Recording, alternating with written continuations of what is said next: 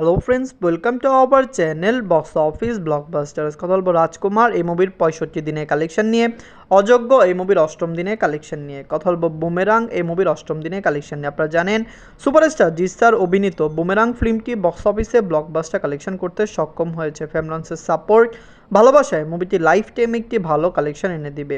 কথা বলবো এই তিনটি মুভির কালেকশন নিয়ে। ভিডিও ভালো লাগে তো লাইক করবেন এবং এখনও যদি বক্স অফিস ব্লকবাস্টার চ্যানেলটি সাবস্ক্রাইব না করে থাকেন, সবার আগে সকল মুভির latest update plus box office collection জানার জন্য আমাদের চ্যানেলটি সাবস্ক্রাইব করে নেবেন। প্রথম ধরবো রাজকুমার নিয়ে। বাঁচল 10 কোটি টাকা। লিড হল সুপারস্টার সাকিব খান স্যার, মানে 65 দিন কমপ্লিট করে নিয়েছে। সাকিব খান স্যার এখন শুধুমাত্র সুপারস্টার নয়, তিনি কিন্তু মেগাস্টারও বটে। বাংলার দর্শকরা তাকে অনেক বেশি ভালোবাসা দিয়েছেন, তার ফিল্ম বাংলা একটি ভালো কালেকশন এনে দিয়েছে। আমরা আশা করছি রাজকুমার ফিল্মটি বক্স অফিসে আরও ভালো কালেকশন করবে। ফ্যামিলি জন সাপোর্ট দিলে মুভিটি 100 দিন রান করবে। আপনারা জানেন তুফান খুবই তাড়াতাড়ি রিলিজ হচ্ছে, কিন্তু তারপর আমরা আশা রাখছি তুফান রিলিজ হলো রাজকুমার কিছু হলো শো পাবে। যাই হোক, নিজেদের 65 দিনে বাংলাদেশ থেকে আয় করেছে 10 লক্ষ টাকা, ইউনাইটেড আরব থেকে আয় করেছে 1 লক্ষ টাকা, ইউকে থেকে আয় করেছে 1 লক্ষ টাকা, ওয়ার্ল্ড মার্কেট থেকে আয় করেছে 12 লক্ষ টাকা। টোটাল এমএ কালেকশন হলো 35 কোটি 50 লক্ষ টাকা। আপনারা যদি এখনও রাজকুমার না থাকেন, দেখবেন superstar Shakib Khan sir, megastar Shakib Khan sir, যিনি বাংলাদেশের সবচেয়ে বড় অ্যাক্টর, বর্তমানে বাংলাদেশের ইউথ আইকন, ফ্যান বেস। আপনারা জানেন সুপারস্টার মেগাস্টার, তিনি কিন্তু বাংলা ইন্ডাস্ট্রিতে এখন নিজের সবচেয়ে বেস্ট সময় রয়েছেন। তার ক্যারিয়ারে এর চেয়ে ভালো সময় আসবে কি না এটা আমরা জানি না।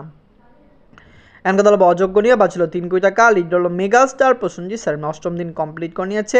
মেগাস্টার প্রসেনজিৎ স্যার অভিনীত অযোগ্য ফিল্মটি একটি ব্লকবাস্টার ফিল্ম হতে সক্ষম হয়েছে। ফ্যামিলি অডিয়েন্স তাকে সাপোর্ট করছে। অযোগ্য এসেছে এবং বক্স অফিস থেকে মুভিটি একটি ব্লকবাস্টার কালেকশন করতে সক্ষম হয়েছে।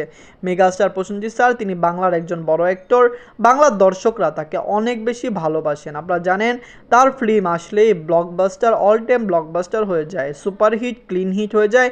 এর প্রধান কারণ মেগাস্টারের এখন পর্যন্ত একটি ভালো fan base, crazy fan base. যাই হোক, অযোগ্য ফিল্মটি নিজেদের অষ্টম দিনে অল ইন্ডিয়া গ্রস করেছে 13 লক্ষ রুপি। টোটাল কালেকশন হলো 2 কোটি 53 লক্ষ রুপি। আমরা আশা রাখছি অযোগ্য ফিল্মটি বক্স অফিস আরও লং টাইম রান করবে এবং অবশ্যই মুভিটি বক্স অফিস থেকে একটি অল টাইম ব্লকবাস্টার কালেকশন করে নেবে। লাইফ টাইমে মুভিটি 5 থেকে 7 কোটি রুপি প্লাস বিজনেস করতে পারে।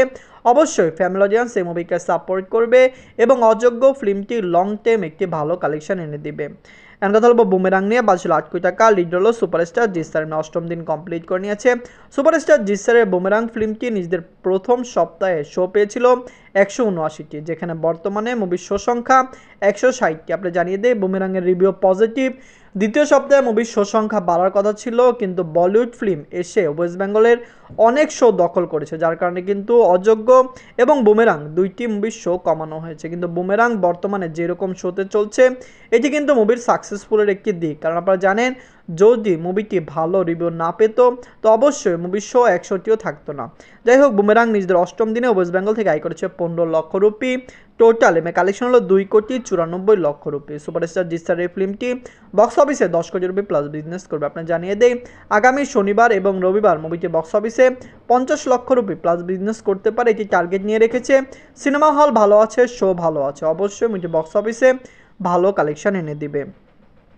বুমেরাং ফিল্মটি কি পারবে বক্স অফিসে সাফল্য হতে? কারণ আপনারা জানেন মুভিটি অনেক বিগ বাজেটে বানানো হয়েছে। সুপারস্টার জিৎ স্যার তার ক্যারিয়ারের সবচেয়ে বড় বিগ বাজেট ফিল্মটি বানালেন।